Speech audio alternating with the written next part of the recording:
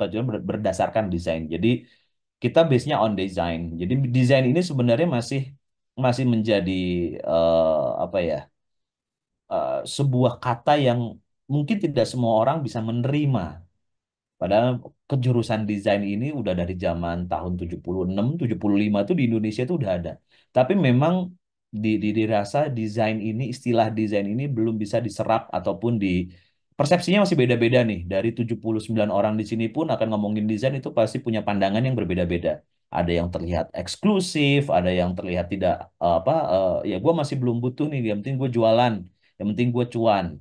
Ada juga yang desain itu adalah produk-produk yang mahal gitu, yang memang harus pakai desainer gitu. Nah, itu sebenarnya challenging kita di desain produk, di teman-teman desain gitu, para desainer, bagaimana kita membahasakan desain itu jadi satu pandangan, satu persepsi. Dan itu sederhana dan mudah diterima oleh semua kalangan masyarakat. Itu challenge-nya memang. Dan kita seorang desainer pun sebenarnya harus down to earth gitu. Nggak bisa kita ngomongin desainer itu yang teman-teman lihat, seorang desainer itu adalah yang ada di catwalk gitu ya, yang ada di JFW, ada di JFA gitu kan, yang memang wow, glamor gitu. Nah, itu istilah itu yang harus kita samakan bareng-bareng di sini. Ya, monggo next. Right. Jadi di sini background saya masih belum ya sebentar.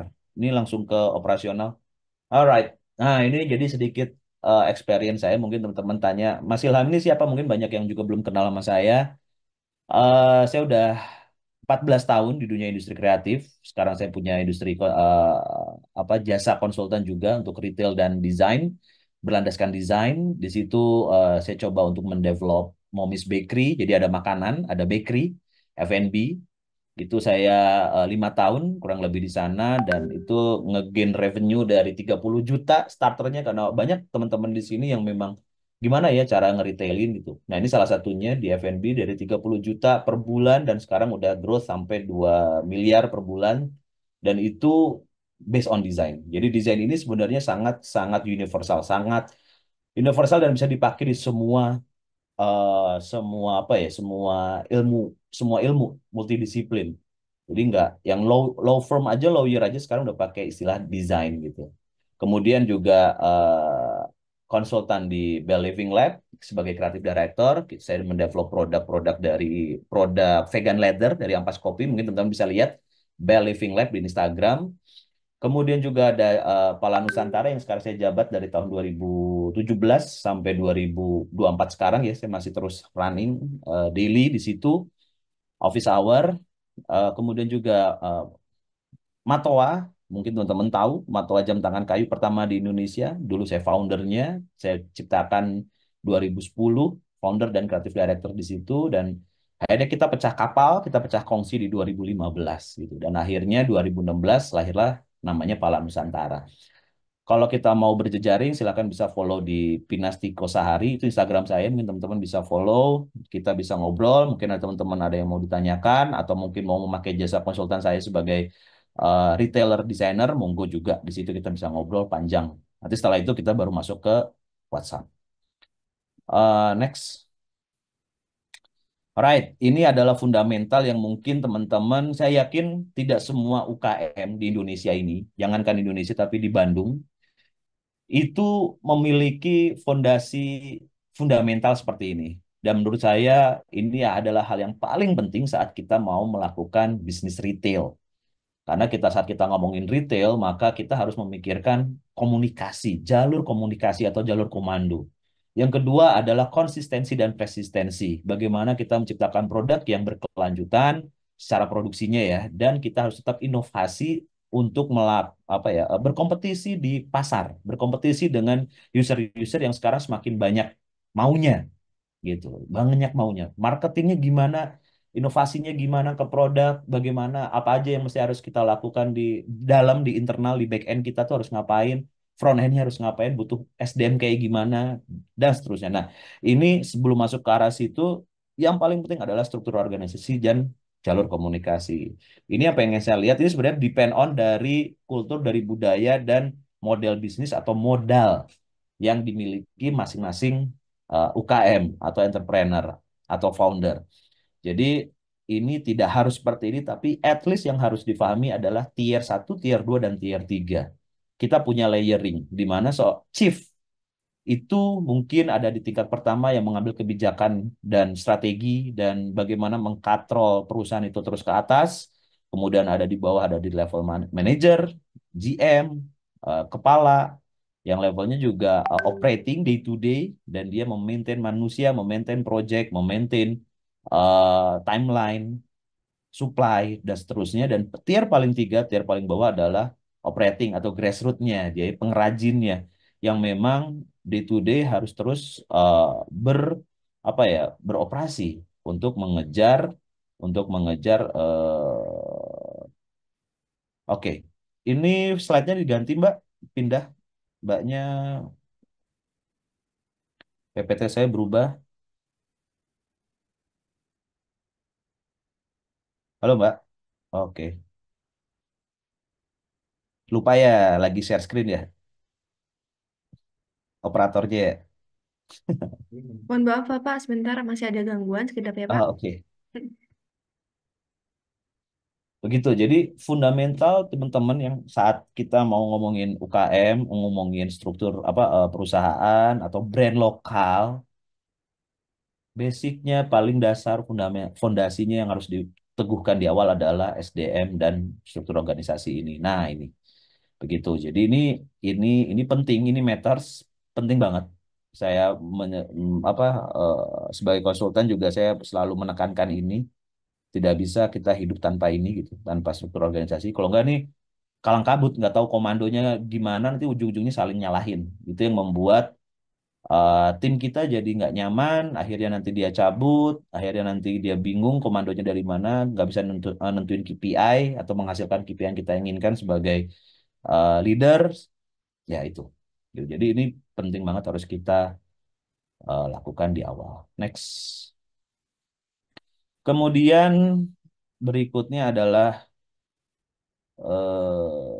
divisi yang terkait operasional. Ini cuma merimain sih ya, mengingatkan lagi. Jadi teman-teman di sini once punya industri manufaktur kayak brand saya Pala Nusantara, itu ada dua struktur ya, ada di manufaktur, di industri kayunya, dan satu lagi ada di manajemen, di office, di dalamnya ada marketing dan seterusnya. Nah, di operasional ini ada parameter, ada divisi-divisi yang punya parameter tertentu yang harus dipenuhi juga. Mungkin teman-teman juga tahu ada nama produksi, serangkaian bla bla bla bla bla bla.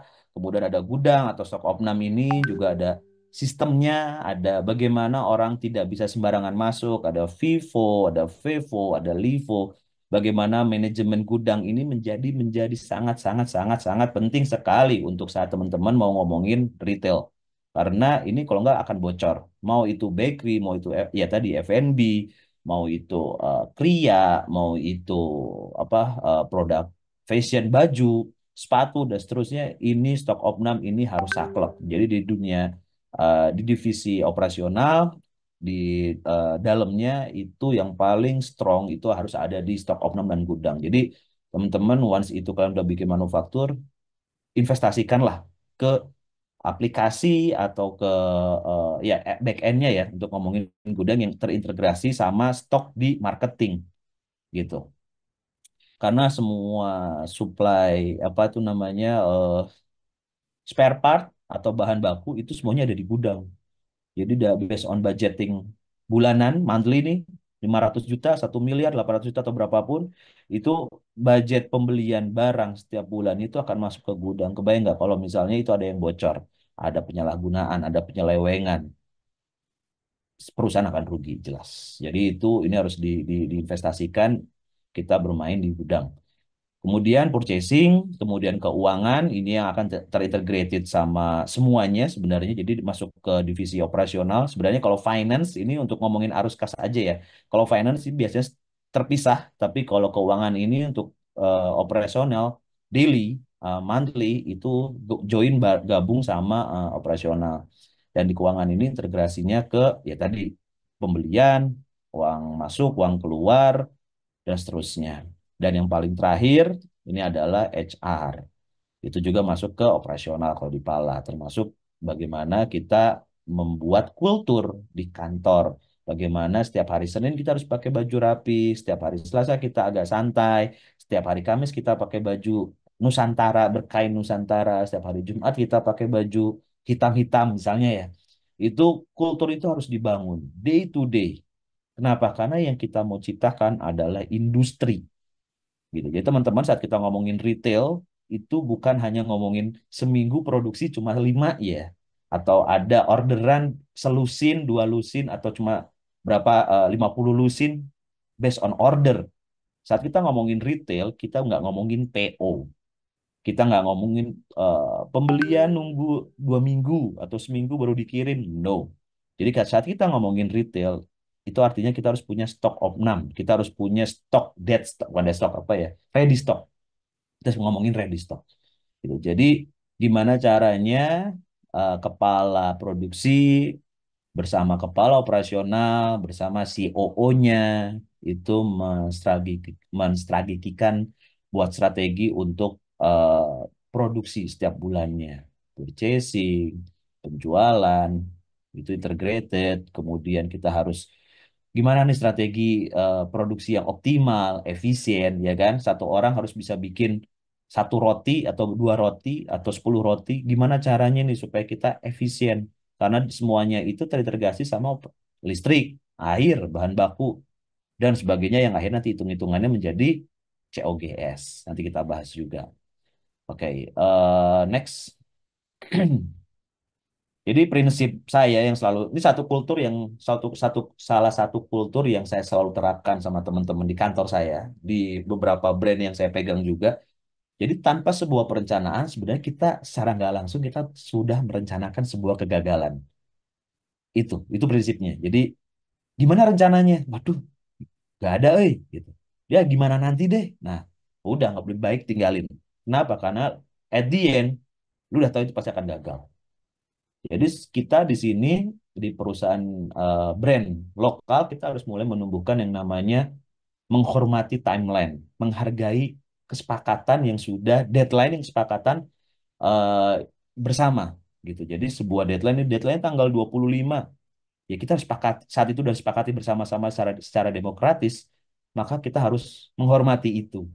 Banyak teman-teman yang itu dan itu susah banget di beberapa brand lokal terutama ya di Bandung yang saya handle juga untuk menghargai atau untuk apa ya mengejar deadline itu nggak semua orang paham.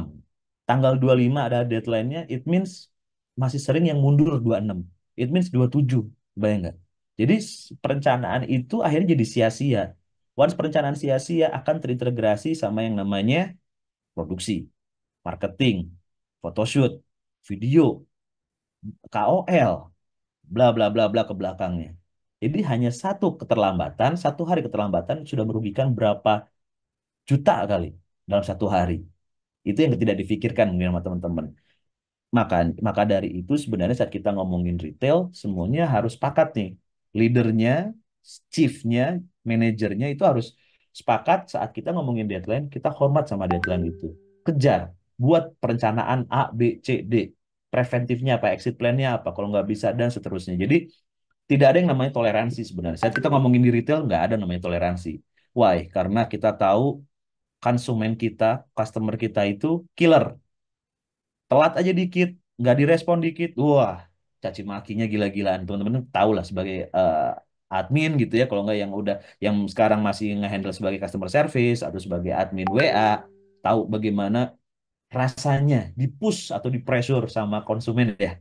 Telat sedikit aja, wah JNE gua, Tiki gua belum datang nih, wah deg-degan dah.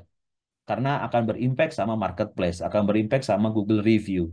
Betul ya. Jadi saat kalian eh, sudah tahu bagaimana dunia kalian adalah retail, retail nih ya, mau ngambil apa di pasar bebas di nasional di Indonesia, bikinlah sebuah perencanaan yang matang yang udah disepakati bersama-sama gitu. Dan hormati itu. Jangan ada toleransi karena itu nanti masuknya ke KPI, prestasi masing-masing divisi dan leadernya, manajernya gitu. Jadi itu yang harus ditumbuhkan sama leader sama founder, sama owner, sama chief, kita harus saklek. Nggak bisa gimana nanti itu udah nggak bisa gitu. Nah, di sini ada proses langkah-langkahnya, journey-nya, bagaimana sebuah perencanaan yang akhirnya mulai dari konsep sampai dipasarkan, nanti mulai ada detailnya juga. Anggaplah kita punya sebuah idea, muncul orang-orang, oh ternyata gue ingin merespon orang-orang yang sedang senang sneakers, atau orang yang sedang senang makan kromboloni, atau kromboloni ya, croissant gitu. Misalnya kalau kita ngomongin makanan, atau mungkin kita respon apa, gelang, kalung, baju dan seterusnya. Ada ide, maka di situ kita harus mulai membuat sebuah konsep secara makro, secara besar. Ada visinya, ada misinya. Dreamsnya owner apa nih dengan menjual kromboloni ini? Dreamsnya owner apa untuk menjual jam tangan kayu? Itu harus disampaikan, harus dalam bentuk tulisan ya, bukan dalam bentuk tulisan doang ya. Kenapa? Karena pas perusahaan itu besar, mimpi dan visinya owner itu layaknya Pancasila, sila satu sampai sila kelima. Father foundernya udah meninggal, mimpi itu akan tetap terjaga sampai anak cucunya, sampai ke bawah. That's why kenapa harus dalam ditulis kayak undang-undang, kayak Pancasila ada di depan kantor. Kita akan menjadi jam tangan nasional, bread gede gitu. Nah, itu adalah mimpinya owner, itu adalah mimpinya founder, di mana semua orang akan ke drive ke situ. Bayang ya maksudnya. Jadi kita akan puncaknya ke situ, semuanya. Drive, drive kita ngayuh kapalnya, kita goes sepedanya akan ke situ. Gitu. Nah, kemudian definisikan model bisnisnya, apakah model bisnisnya mau lean, mau lebar, mau dalam, mau apapun, mau berapa skupnya, berapa apa, mau skupnya sebesar apa, mau manufaktur kah atau mau seniman kah, itu definisikan. Karena model bisnis ini bisa berubah nggak di tengah-tengah? Bisa berubah. Apakah berubahnya dari yang kecil atau yang besar? Ya lebih baik dari yang kecil dulu, akhirnya besar. Daripada yang tadinya besar, akhirnya mengecil. Ya kan? Akan repot. Tapi saat kita ngomongin dari kecil ke besar, akan lebih mudah saat kita ngomongin pelipatan. Gitu. Nah, di situ akhirnya setelah kita mengonsep, baru kita masuk ke proses merancang. Merancang ini adalah definisi desain sebenarnya. Perancangan. Coba dicari di Google. Desain itu apa artinya? Artinya kita proses merancangan. Proses merancang sebuah produk gitu. Atau proses merancang sebuah sistem. Proses merancang sebuah apa ya? Ya, ada perancangan gitu. Ada sebuah goalsnya tuh apa. Nah, di sini kita akan beberapa keilmuan yang saya terapkan adalah desain produk, ada struktur organisasi yang tadi, ya kan? Itu sebuah perancangan tuh. Ada keuangan, perancangan keuangan harus dipegang sama orang finance yang handal. Tolong teman-teman bedakan juga mana keuangan, akuntan, sama finance. Itu juga dua hal yang berbeda. Jadi jangan paksakan orang yang jagonya keuangan, akuntan tadi untuk dipaksakan sebagai finance. Itu dua hal yang berbeda banget. Nah, finance ini saat kita ngomongin perancangan keuangan, maka kita harus punya proyeksi 5 tahun sampai 10 tahun ke depan. Modal yang kita butuhkan berapa, ROI-nya berapa, dan seterusnya. Nah, finance akan tahu itu cara ngitungnya. Akurasinya akan tahu. Bahkan finance-nya Pala Nusantara, akurasinya itu sampai 98%, 99% dari target monthly yang kita punya. Target monthly-nya let's say misalnya 1.000 perak gitu ya, targetnya 1.000 perak sampai 99 sampai 1.000 perak gitu, 999 sampai 1.000 perak. Nah, itu yang mengeluarkan adalah orang finance dan marketing gitu, itu orang finance. Nah, maka dari situ sebenarnya orang keuangan di awal finance ini harus butuh orang yang cukup pintar sebenarnya, tapi harus nggak Mas? Tidak juga. Kalau kita ngomongin UKM, saya yakin yang namanya finance itu mungkin di tengah-tengah, kalau nggak di akhir gitu ya, maksudnya ya saat kita udah punya profit baru kita datangin orang finance.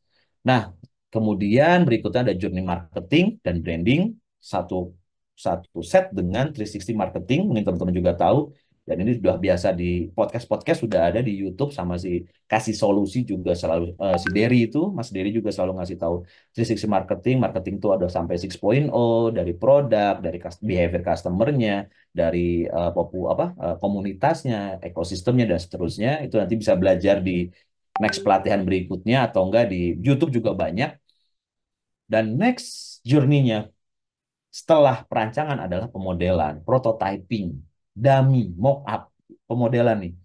Ada produk, produk apa yang mau kita jual, kayak gimana bentuknya, beli di mana, atau kita yang bikin, mau beli di Cina, gitu kan, white label, apakah mau, saya di sini tidak mengharamkan untuk beli, untuk trading produk Cina ya, tapi dalam artian kita harus punya think tanknya, energinya harus sama dengan brand lokal tapi ya.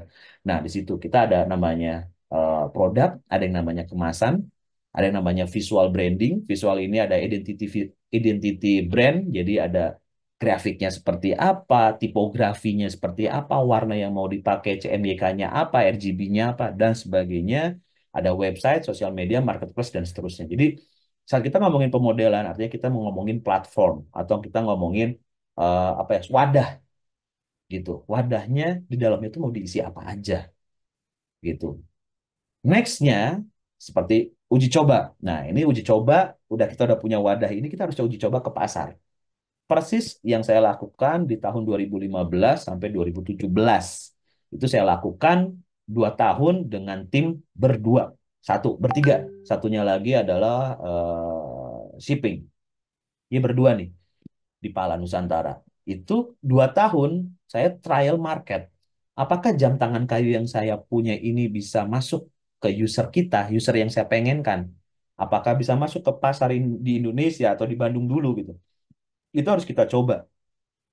Terlalu lama 2 tahun? Iya, terlalu lama memang. Karena apa? Karena modal saya start dari nol. Belum ada angel investor, belum ada orang yang mau bootstrap di perusahaan saya saat itu. Nah, oleh karena itu, kita coba jalan dan uh, milestone-nya adalah di 2017, kita launching 2016, 2017 itu saya dapat Good Design. Good Design Indonesia di 2017. Nah, dari situlah akhirnya saya tahu, believe bahwa oke, narasi yang saya bawa, brand yang saya bawa ini punya manfaatnya buat orang nih, yaitu identitas Indonesia. Jadi orang pakai jam tangan pala, visinya dapat, misinya dapat gitu.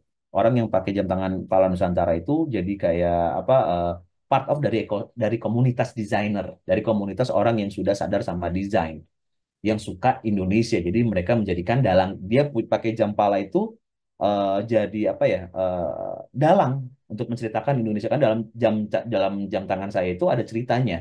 Ada tentang Jawa, tentang Toraja, tentang ayam cemani, ada tentang Tarsius dan seterusnya. Jadi saat pakai jam kita, orang jadi ngedalang, berubah gitu. Vibe-nya tuh langsung berubah. Nah, itu perlu dicoba.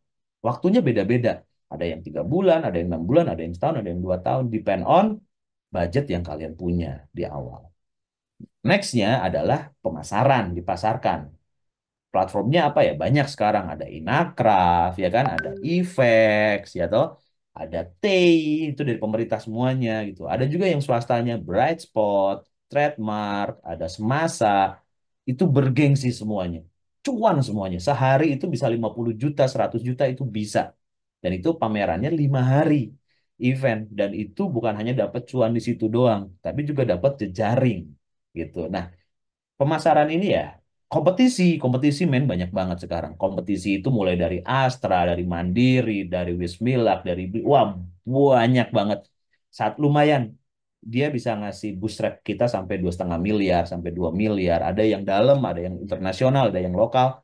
Ikutin semuanya gitu. Kemudian juga marketplace sekarang udah mulai masuk ke kita gitu ya, udah isunya akan datang lagi nih, marketplace warnanya beda beda lagi, bukan si orange, bukan si hijau, bukan si biru, ada lagi nih. Sebentar lagi ini akan datang nih dari Cina juga gitu. Jadi eh, akan muncul banyak marketplace lagi yang baru. Kemudian website juga, kita sebagai toko digital kita wajib, kita ngomongin retail ya, minimal kalau nggak mau bikin website, minimal landing page aja. Satu landing page ke bawah, jelasin di situ. Jadi kayak dagang apa ya, dagang dagang jasa ya, kayak konsultan gitu. Kalau saya landing page satu, ceritain satu brook, apa yang kita jual, faedahnya apa, goalsnya apa, harganya berapa, itu di bawah nanti. Check outnya, CTA-nya ke WA gitu. CTA-nya ke mana? Nanti itu bisa ngomongin sama orang IT-nya. Gitu ya. Jadi pada prinsipnya dari semua ini yang pengen saya jelaskan adalah, ingat teman-teman ya, aku tahu kita sama-sama UKM, tapi kalau kita mau survive di bisnis ini 10 tahun, 20 tahun ke depan, sampai buat anak cucu kita, cuma satu, Kita harus merencanakan sesuatu. Jangan jangan pernah dipikirin ya udah nanti gimana ntar aja. No, please. Karena apa? Kita harus peduli, kita harus care sama bisnis kita. Kalau enggak siapa lagi yang mau care? Tetangga kita, suami kita, istri kita belum tentu. Tapi bahkan apa ya? Kadang-kadang diri kita aja suka lupa kalau kita punya bisnis yang harus dihidupin, harus diputar terus nih, harus di-maintain gitu. Jadi tolong ya kita eh, mulai mindset, kita harus punya rencana, kita harus punya strategi. Once itu nggak ada ya sebenarnya kita ke depannya ya udah tinggal nunggu waktu aja tuh, ambruk gitu ibaratnya. Buang waktu, buang energi, lama-lama lihat-lihat diri udah 60 tahun, udah 70 tahun, udah mau ngapain lagi, udah nggak bisa. Oke, next.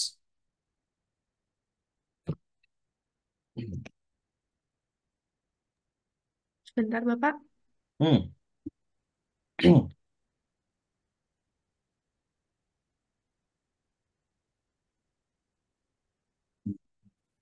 Oke, eh, berikutnya ini fondasi brand. Jadi teman-teman yang punya brand di sini coba masuk ke kolom komentar. Saya punya brand, nanti tolong dihitungin ya panitia ya. Dari 79 orang, 81 orang di sini, berapa orang yang punya brand lokal? Brand ya. Brand lokal masuknya, kita masuknya ke, tadi retail udah ya. Ada retail, terus ada kita yang punya inisiasi untuk ke brand. Artinya punya budget untuk cost marketingnya ya mungkin 10% lebih besar daripada teman-teman yang tidak membangun brand. Yang memang jualan, berdagang. Jadi teman-teman yang punya brand, monggo masukin kolom chat, bikin chatnya ini kan 99 bisa nggak sampai chatnya sampai 500 gitu ya.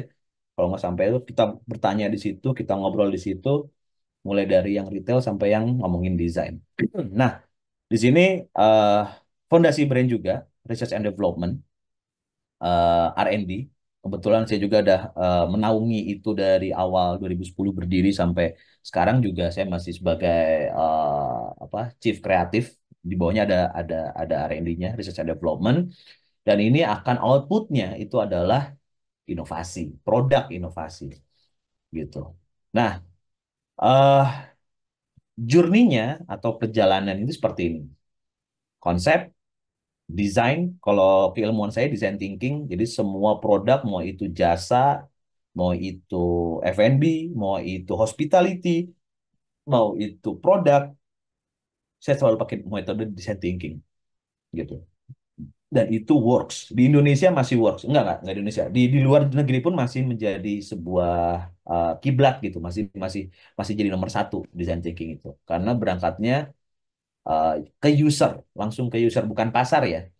Kalau di desain produk di dunia kita sebutnya bukan pasar. Jadi kita nggak ngomongin market size, kita nggak ngomongin rotinya sebesar apa, kita nyaplok berapa persen, no. Tapi directly sama usernya. Design thinking itu directly sama usernya. Usernya mau apa nih? Mau kayak gimana bentuknya? Personanya mau kayak gimana? Gitu. Nah, kemudian sketching, sketching ini salah satu perjalanan riset. Jadi ada mulai drawing, mulai bikin mood board, warnanya kayak gimana, bentuknya kayak gimana, bentuknya mau kayak kodok, bentuknya mau kayak wall-E, bentuknya mau kayak burung. Nah, itu dari situ. Kemudian prototyping, kalau prototyping ditolak, maka dia akan balik lagi ke desain. Gitu. Prototyping ini kita lihat nanti integratednya prototyping ini sama orang industri, sama orang operasional yang ada di manufaktur. Oh Mas, ini sayapnya terlalu lebar, cetakan kita nggak masuk. Tolong dikecilin dikit ya, biar kita joinnya enak nih. Nah itu harus ada adjustment dari orang industri, dari manufaktur ke R&D, ke desainer gitu. Oh Mas, ini rotinya nggak bisa nih kalau apa Koreannya ini ada 10, terlalu besar ini. Bisa dikecilin dikit nggak Koreannya? Kalau nggak jumlahnya cuma 3 atau 4 gitu. Jangan 10 banget. Harus di-adjust lagi. Nah, itu adalah proses prototyping kolaborasi antara orang produksi dengan desainer. Gitu. Oh, Mas, kursinya nggak enak nih kalau duduk nih. Tinggi saya 170. Senderannya kurang kurang mundur dikit. Masuk ke ergonomi. Ngobrolin desainer dengan orang industri. Mas, ini agak susah diproduksinya kalau kayak gini joinnya. Dan seterusnya. Kemudian once itu udah beres, ada yang namanya approval C-level, ada chief operasional yang terintegrasi di situ ada CEO, COO, CFO, enggak CFO, CMO, dan kepala Research and Development-nya R&D gitu. Nah, keluarlah sebuah form namanya release sheet. Release sheet ini itu wajib harus dipunyai saat teman-teman ngomongin sebuah produk. Mau produknya dari Cina kek, mau produknya dari vendor dari Jepara kek, mau itu produknya dibikin sendiri di tempatnya teman-teman, di workshopnya teman-teman, itu harus ada yang namanya release sheet.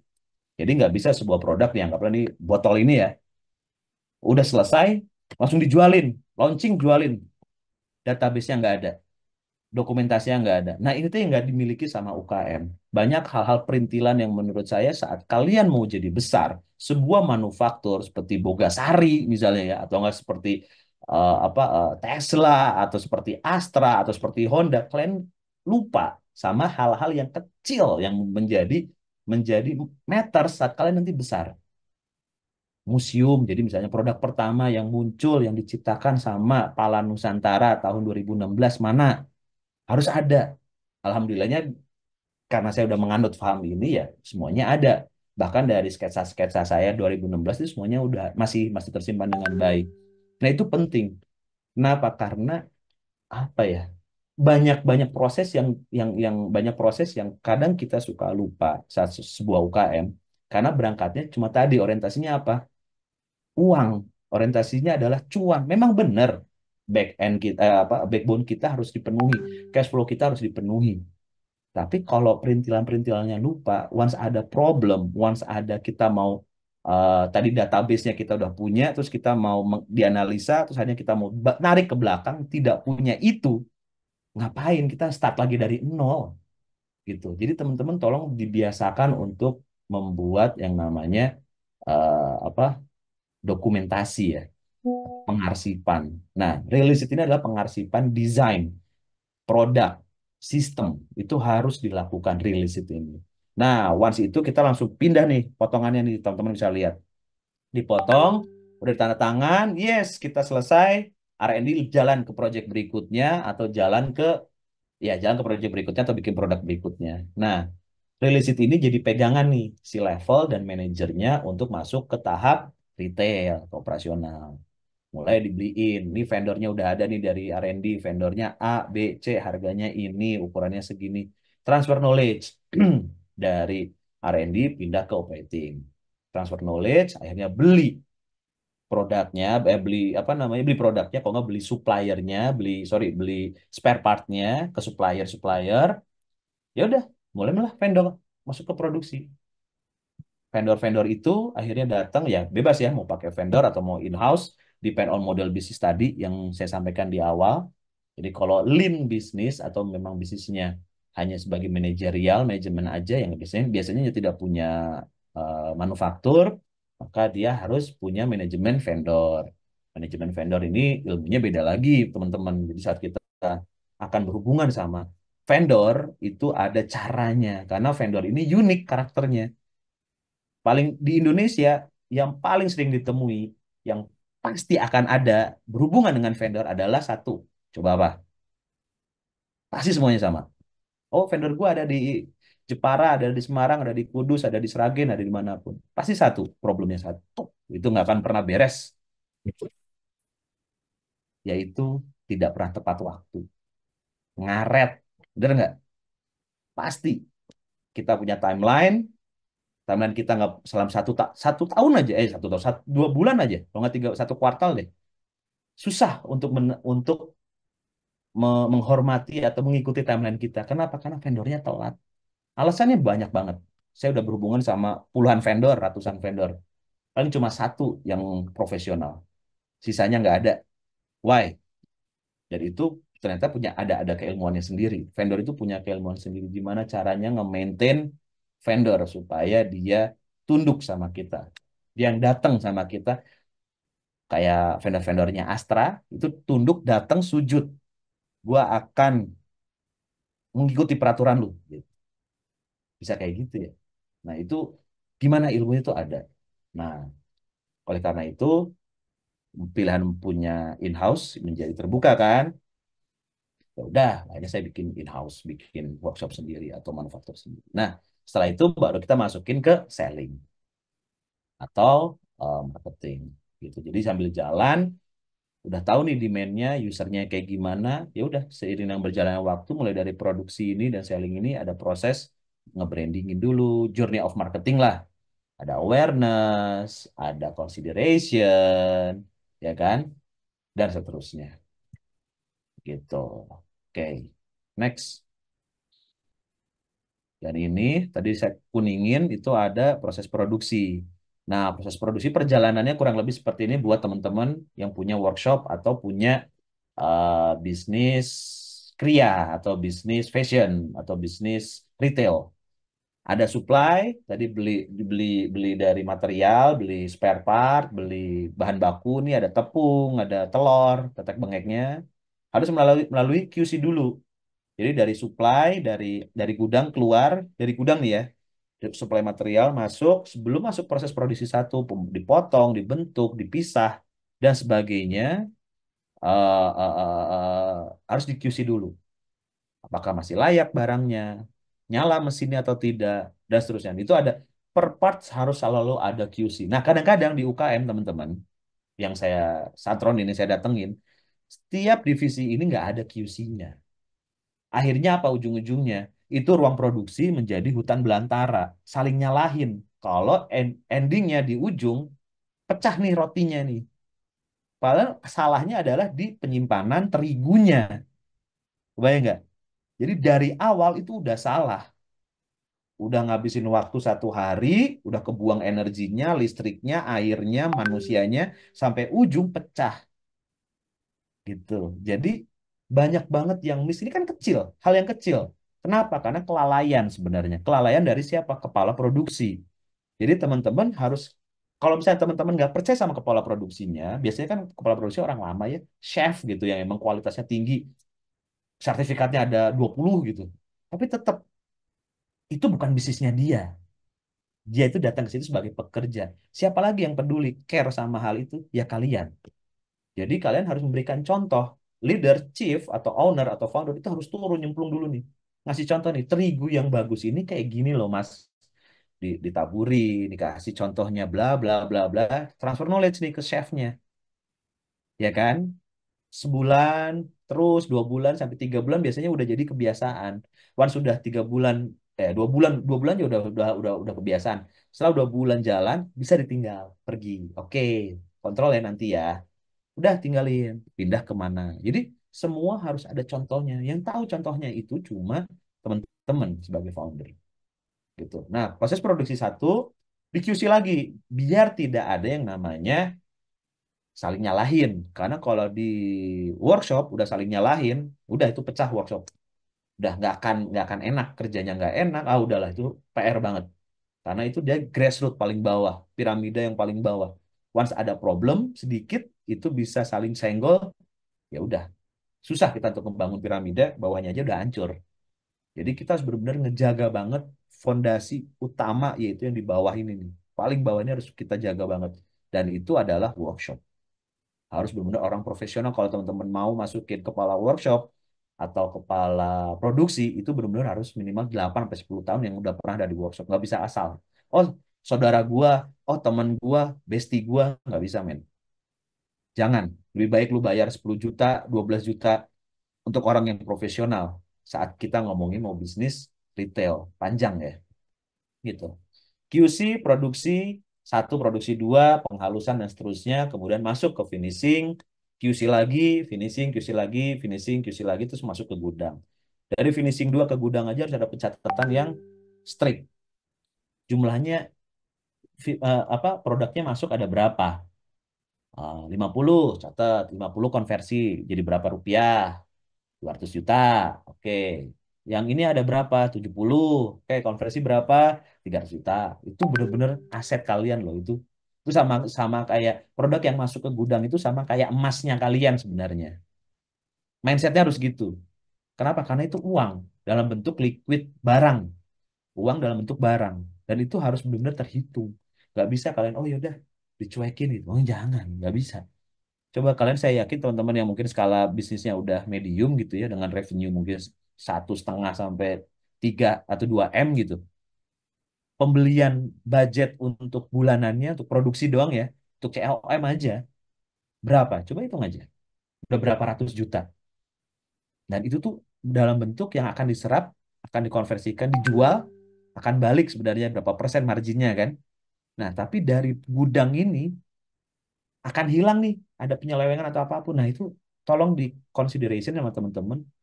Tadi yang saya bilang di awal, investasinya tuh gudang tuh nomor satu kalau kita ngomongin produksi. Karena itu sama kayak teman-teman beli emas batangan, disimpannya ngasal.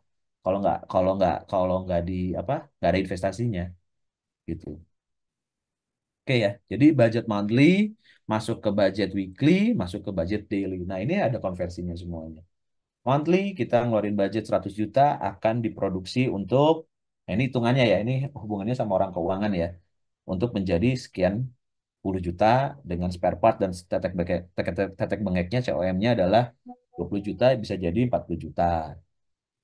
Itu weekly-nya, monthly-nya berapa dan dihitung dan seterusnya. Jadi memang di sini teman-teman yang harus teman-teman sadari proses produksi ini idealnya, ya kan? Ini yang saya tak simpan itu idealnya. Mas, tempat produksi saya itu kecil, cile, cuma ada 3 orang, 4 orang sekarang, ibu-ibu pakai dasteran. Piye Mas, solusinya? Nah, nggak hari ini ya kita bahas, nanti bisa masuk ke DM IG gua atau kita ngobrol di komen, begitu. Lanjut, Mbak. Pak Ilham mau izin Ya, menyampaikan Pak untuk waktunya kurang lebih 5 menit lagi ya Pak ya. alright. Terima kasih Pak. Nah ini COGS, jadi gue cepet aja cari COGS itu parameternya apa aja faktor-faktor bentuk COGS. Sudah tahu ya teman-teman ya, kalau udah diproduksi udah masuk ke retail, cost of goods sold-nya ini berapa. Nanti ada hitungannya juga untuk harga jualnya, harga jualnya margin yang sehat itu berapa persen untuk produk fashion, buat produk makanan, buat jasa, itu ada hitungannya. Yang sehatnya tuh berapa persen tuh. Oh, yang sehat itu 15%, 20%, 30% itu beda-beda gitu. Tapi parameternya atau bukan parameter, sorry, apa aspeknya apa aja ya ini yang harus kalian lihat untuk menghitung COGS. Jangan lupa ya, ada yang namanya sewa tempat, upah, pegawai itu harus dihitung gitu. Kadang-kadang orang suka lupa bedanya COGS sama HPP itu disamain, udah pokoknya HPP aja gitu. Tanpa menghitung upah kerjanya. Upah kerja itu harus terhitung masuk ke produksi. Next. Oke, kemudian ini kita ngomongin desain. Ini faktor-faktor yang membentuk desain. Desain ini bisa masuk ke penjualan, ke marketing, ke material, ke human, ke budget, dan production. Tolong di, tolong difahami ini. Next. Kemudian juga begini. Jadi kalau kita ngomongin desain, misinya cuma satu. Bagaimana kita menjadi titik merah di antara titik hitam. Paham ya teman-teman ya? Saat kita udah mengemban desain dalam darah kita, maka mindsetnya nggak ada yang baru di dunia ini, bener. Saya percaya sama tadi. Nah, itu tidak ada yang baru, tapi kita harus punya penemuan, inovasi. Kita harus punya prinsip baru, mindset baru, value baru. Titik merah di antara titik hitam. Titik merah di antara titik hitam. Dang, men, jam tangan saya, industri jam tangan di dunia itu sudah ada dari tahun 1400. 1400 industri paling tua di dunia. Udah ada berapa juta merek di Indonesia, di dunia ini. Nah, terus hebatnya apa Pala Nusantara, Mas? Nah, itu dia. Itu PR-nya. Apalagi saya versusnya adalah Seiko, Casio. Harganya hampir sama 500 ribuan. Jam tangan saya harganya 500 ribu. Orang willing buy untuk beli Casio yang lebih canggih, lebih lama, usianya 150 tahun lebih tua daripada saya, industri saya. Gampang loh. 500 ribu, men. Loh, tapi kok barangnya Mas tersier dan masih ada yang mau beli. Kenapa? Nah inilah. Jadi ada titik merah di antara titik hitam. Mindsetnya desain. Itu akan ke bawah ke situ. Gitu. Nah nanti kita kalau ada waktu kita ngobrolin tentang desain. Ini kita main cepat. Next.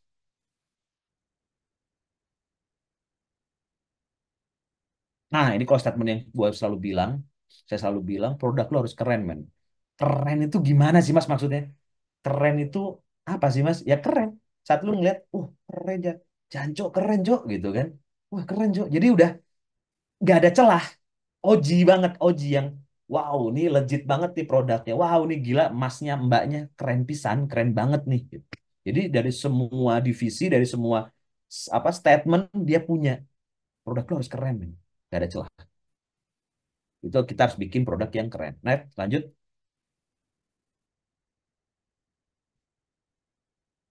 Ini adalah inovasi brand, ini adalah jenis pasarnya. Jadi tren dari sebuah inovasi kalau buat rakyat-rakyat kayak kita yang hidupnya tidak di circular atau ekosistem trendsetter gitu ya, yang high end gitu, yang memang ada di lingkungan akademisi atau di lingkungan fashion orang-orang fashion atau di lingkungan orang-orang desainer-desainer karena mereka yang membawa tren, mereka yang membawa. Oke, 2 tahun lagi yang akan laku adalah warna hijau toska atau cyan, cyan, atau warna ungu, purple magenta, kebayang nggak? Itu yang akan laku. Dan sekarang kan warnanya warna biru ya. Jadi tahun ini yang akan laku adalah produk-produk yang agak biru-biruan gitu loh. Bukan hijau ya, kalau cyan kan hijau, ini yang agak biru namanya apa saya lupa. Salmon something lah, saya lupa. Nah, produk apapun pakai warna itu akan laku, akan ditertarik. Lihat aja dari Uniqlo, dari Zara, dari apa produk global. Nah, itu kita harus tahu membaca tren itu 2 tahun, tahun depan, 2 tahun berikutnya. Untuk apa? Menentukan arah pemasaran, menentukan skala model bisnis, menentukan alat investasi alat tahun depan, membantu prediksi arah industrinya makro, industri makro. Nah, caranya gimana? Ya baca berita, analisis, survei pasar langsung, studi industri, dan analisis kompetitor. Itu yang saya lakukan. Kalau dari saya, sesimpel kita main ke Uniqlo, teman-teman kalau masuk ke mall, pengen tahu tren, lihat aja Uniqlo. Oh, trennya apa ya sekarang ya? Warnanya apa ya? Udah samperin. Uniqlo H&M itu udah global fast fashion yang kita sekarang lagi apa yang namanya ya, komplain banget juga ya maksudnya, dan mereka kita udah mulai hilang menghilangkan, tapi ada tren fashion yang masih harus kita dapetin, kita ambil saripatinya dari mereka gitu. Main ke mall, lihat trennya apa sih sekarang. Minimal ya kalau kalau kita nggak bisa baca atau susah untuk mengakses eh, edukasi itu, datang ke mall, lihat secara sesama. Nah itu riset desainer. Ngelihat bukan marketing doang ya, tapi desainer juga ngelihat tipografinya kayak gimana, ngelihat warnanya gimana. Jadi benar-benar fokus ke sana tuh untuk survei gitu loh. Bentuknya, cuttingannya, makanan yang akan laku apa, wah gila gitu. Oke ya. Nah, di sini juga ada namanya jenis marketnya itu ada antusias, ada visioner, ada pragmatis, ada konservatif, ada skeptif. Ini pasar yang akan kita temukan di tanah manapun, di Indonesia ataupun internasional ataupun di Indonesia gitu. Jadi antusias, saya ambil sampel aja biar cepet ya. Ada pasar antusias. Teman-teman tahu Google apa? Kacamatanya Apple itu ya kan yang gede itu yang buat AI buat ya buat metaverse. Nah itu harganya masih 55 juta tapi ada yang beli. Nah itu pasar itu namanya pasar antusias, orang yang pengen jadi yang pertama. Nanti diomongin dia bisa ngasih tahu, jadi seolah-olah tiba-tiba jadi marketing padahal bukan. Nah dia adalah seorang antusias, dia pengen nyobain, dia berapapun harganya willing to buy-nya tinggi, tapi cuma dikit, cuma 2,5%. Nah lu mau masuk pasar yang mana nih? Kita ngomongin user ya, user dan pasarnya ya. Kurang lebih seperti itu. Ya, lanjut. Nah, Mas Ilham, gimana caranya untuk kita bikin produk keren? Kasih gua insight-nya dong. Nih insight-nya nih, bro. Ada user, material, visual iklan, desain produk tadi ya, ngomongin desain dan kolaborasi. Ini keywordnya. Ini tips and triknya nih. Bisa teman-teman screen capture, cepret. Nah, ini ada user. Pertama, lu harus tahu user lu siapa. Lu harus tahu user lu mau kayak gimana. Jangan mencari user yang sudah ada di pasaran. Jadi, oh pasarnya kayak gini, ya udah. Karena apa? Orang yang ngikutin tren itu akan turun. Saat kita kayak saham lah, teman-teman mungkin ada yang main saham ya. Saat kita trennya lagi naik, kita baru tahu, oh trennya sekarang adalah baju putih, misalnya ya. Kalian tiba-tiba ngikutin nih warna baju putih, terus. Tapi kita nggak akan tahu bullishnya ini sampai kapan. 2 hari lagi, 3 hari lagi, atau 3 bulan lagi kita nggak tahu. Dan at the end, pasar itu akan turun. Kayak tadi turun. Kita nggak dapat cuan dari bawah, men, gitu. Yang kita harus pikirin adalah kita harus tahu paling bawahnya kapan nih. Pas lagi kita udah mau jatuh, ini titiknya kapan nih? Bearisnya ini sampai kapan nih? Kalau misalnya titiknya ternyata, oh di sini udah mau jatuh nih, lu dapet trennya, usernya, bentuk usernya kita bikinin tren ke sini, kita akan dapet cuan dari bawah sampai ke nanti. Panjang tuh. Karena tugas desainer menjaga life cycle produknya terus berjalan. Jadi life cycle produk tuh udah tinggi, udah mau bikin kurva ke bawah, dihajar lagi sama produk baru, naik lagi ke atas. Dihajar lagi, jadi terus gitu. Jadi ke atas, gitu. Jadi grafiknya tuh gitu. Lengkung, lengkung, lengkung, lengkung. Entahlah namanya apa, tapi itu seperti itu grafiknya. Itu tugasnya desainer, tugasnya research and development, product driving. Nah, maka dari itu user itu jadi sangat penting. Bukan user yang ada di tren sekarang. Kalau user tren sekarang ini akan habis nih sebentar lagi nih. 2 bulan, 3 bulan lagi ini akan hilang. Kita harus ke next trennya seperti apa. Usernya kayak gimana sih? Kita harus bisa membaca itu. Kedua adalah material. Material ini kita harus menginovasikannya melalui kayak misalnya nanti ada salah satu pemateri, bestie saya, sahabat saya, Pak Dedi dari Palem Craft. Beliau sangat inspiratif karena saya tahu banget dari nolnya beliau, bagaimana beliau menemukan produk kaca-kaca yang dari rumput ilalang. Tanyain ya nanti teman-teman ya. Jadi ada rumput ilalang, inspirasinya, Pak, piye carane kok bisa ketemu rumput itu ilalang itu kok bisa jadi lampu, bisa jadi kaca? Tanyain. Itu keren dan itu inovasi pertama di Indonesia menurut saya. Yang bisa menciptakan cermin pakai rumput ilalang. Simple, gampang, rumputnya juga ada bertonton, berkubil-kubik di tempat kalian pasti. Tapi kok bisa sih jadi revenue-nya dia itu 10 miliar sebulan kali ada untuk ekspor. Pak Dedi itu gila, Pak Dedi itu gila, gila banget dari Palm Craft. Nah, beliau belajarlah ilmu ekspor dari beliau sama gimana sih Pak kok bisa rumput itu kok bisa jadi nilai value lebih itu. Nah, itu.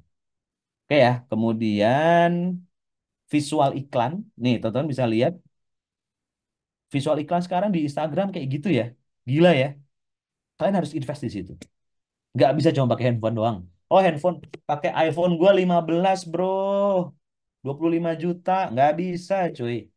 Tetap, kalau lu mau ngomongin visual iklan, bukan berangkat dari sosial media, tapi udah ngomonginnya kualitas, gitu. Gua nggak, kalau misalnya, Mas, saya nggak punya uang, Mas, saya bla bla bla, ya udah nggak apa-apa. Tapi visual iklannya harus bagus. Idenya maksudnya, bukan bukan hasilnya ya. Idenya harus gila, idenya harus top of mind, harus breakthrough, gitu. Banyak banget inspirasi sekarang di TikTok ataupun di sosial media, di Instagram, di LinkedIn, banyak banget ide. Di Pinterest apalagi banyak banget ide. Coba di twist-twist-twist dengan gaya kalian. Udah gitu, jangan plak-tiplok ya, tapi di twist-twist-twist dikit aja. Dan yang terakhir kolaborasi. Next, ini pasar. Nah, ini saya pengen kasih ajarin nih. Ini sebenarnya untuk pelatihan berikutnya, tapi semoga ini sedikit insight ya. Jadi saat kita menentukan user, persona pengguna, semudah kita ngomongin kayak gini nih. Ambil yang di atas sama yang di wanita karir SCBD. Ini umum. Teman-teman, pasarnya siapa? Usernya siapa, Mbak, Mas? Orang yang bekerja di SCBD. Orang yang berkarir, side hustler. Gajinya 15 juta sebulan. Kok nggak 12 juta sebulan. Bentuknya kayak gini bajunya nih, Mas, Mbak. Oke. Ada 20 juta brand yang mengincar pasar itu, bro. Kenapa? Karena itu masih layer pertama. Semua orang berpikir sama. Kalian harus mulai mengecilkan layernya. Wanita karir SCBD yang berhijab. Contoh ya ini ya. Maka akan ke filter nih, mengkerucut. Dari 1.000 wanita di SCBD, yang berhijabnya ada 800, kalau nggak 700. Udah mulai mengkerucut. Mengkerucutin lagi. Wanita karir SCBD hijab dan sedang hamil. Wah gila, cuma ada 150. Dari 1.000 yang hijab hamil itu cuma ada 150. Kebayang maksud gue ya. Nah, kecilin lagi jadi 50, monggo. Wanita karir SCBD hijab hamil, hobi jalan kaki misalnya. Seret, cuma 50. Wah, Mas, gue nggak bisa kaya dong, Mas. Pasar gue cuma 50 orang di SCBD. Gimana caranya produk gue bisa unggul? Nah, Lu pikir itu baru ngomongin satu contoh kasus di SCBD. Emang lu pikir produk lu cuma dikonsumsi di SCBD doang? Kalau misalnya teman-teman punya sebuah produk dan wanita dengan statement pasarnya atau user adalah wanita karir SCBD hijab hamil hobinya jalan kaki, panjang ya, kali di Indonesia SCBD cuma ada 50. Di Indonesia ada berapa juta orang, cuy? Bayang nggak? Wanita karir yang lagi hamil hobinya jalan kaki. Ya SCBD-nya hilang kan untuk seluruh Indonesia ya. Kalau nggak wanita karir, men, kali sebuah di Indonesia ada berapa juta orang yang punya membutuhkan itu. Nah, itu satu contoh kasusnya. Dengan kita punya ya bahasa marketing nih yang biasanya gua tentang dengan biasanya kita punya 0,01 0,001 market share pasar Indonesia atau populasi Indonesia dari 300 juta udah kaya raya Mbak, Bu, Mas. Bayang nggak? Artinya apa? Kita harus benar-benar tahu user kita tuh sopo, siapa, kayak gimana bentuknya, buat kemana. Kita harus benar-benar tahu gitu. Dan yang cowok kayak gini contohnya. Jadi minimal kita tahu user, pertahankan 3 layer atau 4 layer. Once itu pasti akan, percaya sama gue, kemungkinan berhasilnya gede, 90% pasti berhasil. Produk itu akan keserap. Tapi dengan catatan produknya memang harus menjawab kebutuhan mereka. Jadi jangan ngasal juga bikin produk. Next. Oke, ini waktunya semenit lagi. Ini material base, ini punya Pak Dedi. Nanti kalian ketemu di pelatihan, nggak tahu yang keberapa. Ini punya Pak Dedi, ini rumput yang tadi saya bilang. Kemudian ini jam tangan saya. Kemudian ini ada dus duk duk punya Mas Arif dari Surabaya. Kemudian ini ada rotan dan bambu. Ini dari Mas Sele dari Mohoy di Bandung dan seterusnya. Ini unik material alam ya. Jadi material alam itu saat kita pakai jadi sebuah produk itu udah unik. Tapi kita butuh lebih dari ini. Next. Inilah the next future. Kita jam tangan saya ini pakai bioresin dari getah pohon. Pala XRK, RK tuh Ridwan Kamil, ini dari botol plastik. Ada Rubris, ini punya Niam dari Surabaya, mungkin teman-teman juga tahu. Kemudian ada Bunia, ini ada Popsiklus, ini dari UHT apa botol apa? Susu UHT Greenfield. Jadi tas kayak gini. Kemudian ini jam tangan saya juga ini dari kosmetik, tutup botol kosmetik yang warna ungu, ya toh. Kemudian yang terakhir yang lampu itu tebak dari apa? Ada yang tahu? Dan itu udah dipamerin di New York. Bloom. Bom di New York, di Singapura, di Italia, dimanapun. Tahu nggak lampunya terbuat dari apa? Pasti nggak tahu. Dari tai kebo. Itu Wow, dari tai kebo. Wow, keren, Kak. Keren, keren, keren. itu dari tai kebo. Coba kalian namanya Keudang. Buka di Instagram, Keudang Lamp. Kalau nggak di Google deh. KEUDANG. Keudang Lamp. Itu dari tai kebo. Karena dia merespon kebo-kebo tai-tainya yang di sekitar rumah dia itu banyak banget dan bau banget. Akhirnya dia merespon itu menjadi sebuah produk, jadi material baru. Sekarang udah gokil. Karyanya dia developingnya 1 tahun lebih. Terus ya udah, jadi teh kebo jadi kayak gitu. Bayang nggak? Pernah kebayang nggak? Teh kebo mah siapa juga tahu ya. Tapi untuk bikin lampu kayak gini akhirnya bisa sampai dibawa ke Amerika, ke IKN, lampu-lampu di IKN dari mereka nih anyway nih, lampu-lampu kamarnya dari si Tai Kebo tuh. Udah orderannya udah berapa ratus tuh. Jalan terus gitu. Keudang coba cari aja. Ini future. Ini material base yang tadi saya bilang, inovasi. Next. Dan ini visual komersil. Ini saya bilang tadi visual jualan. Dan coba dilihat teman-teman, kalau kita ngomongin air putih, semua orang ngomongin brandingnya pasti dari gunung, bersih, sejuk, enak diminum. Wah, ada 40 juta brand di dunia ini semuanya menggunakan cara yang sama, termasuk Aqua, Le Minerale, Fit, Ron 88 dan seterusnya. Ada satu brand namanya Liquid Death di Amerika yang punya adalah kreatif direkturnya Netflix. Namanya gue lupa. Dan dia bikin air putih dengan branding dari apa dari can, dari kaleng, dan namanya liquid death. Gak ada ngomongin seger-segernya bersih enggak, tapi ngomonginnya satu, keren. Lu minum air putih, lu keren, men. Seperti penyanyi rock Metallica, seperti penyanyi rock Black Sabbath, seperti Tony Hawk skateboard, seperti orang yang main Red Bull gitu. Jadi orang lihat orang minum bir di Amerika tuh banyak banget dan semua orang tuh pasti sensasinya pakai kaleng. Dia langsung ngebrandingin kaleng dalamnya isinya air putih. Selama 3 tahun revenue-nya dia, evaluasinya dia sama kayak apa ya? Dia berapa juta US dollar lah pokoknya. Berapa miliar US dollar, billion sorry, billion US dollar dalam waktu 3 tahun. Karena ngomongin branding, dari berangkat dari visual komersilnya. Gitu. Jadi ini menjadi sangat unik, menjadi sangat unik saat kita ngomongin komersil iklan. Lanjut. Dan ini kolaborasi. Kolaborasinya ini saya sebentar aja yang paling cepat ya yang punya produk punya saya, Pala X Ridwan Kamil dengan Gubernur Jawa Barat saat itu dan Pala X Gloya punyanya ketua ya Gloya tahu ya Krian Nusantara dia itu perusahaan eh, dari Bandung paling tua dari tahun 98 dan dia pasarnya di Dubai. Jadi kita kolaborasi ini untuk ngambil share market pasarnya. Jadi pasar Dubai untuk B2B dan Ridwan Kamil pasar politik gitu. Jadi kita mau kolaborasi terbuka dengan siapapun selama itu tidak merugikan salah satu pihak dan itu mempercepat akselerasi penjualan dan branding. Next.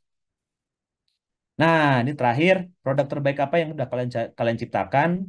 Hero hero produknya apa? Bisa di-share, bisa di DM ke IG gua Pinastiko Sehari ataupun bisa di komen dan penggunanya atau pasarnya kayak gimana sih? Kita bisa diskusi dilanjutkan setelah ini. Alright, itu aja dari saya. Semoga clear, dapat inspirasi baru juga. Semoga bisa menambah insightful buat brand atau perusahaan kalian. Terima kasih.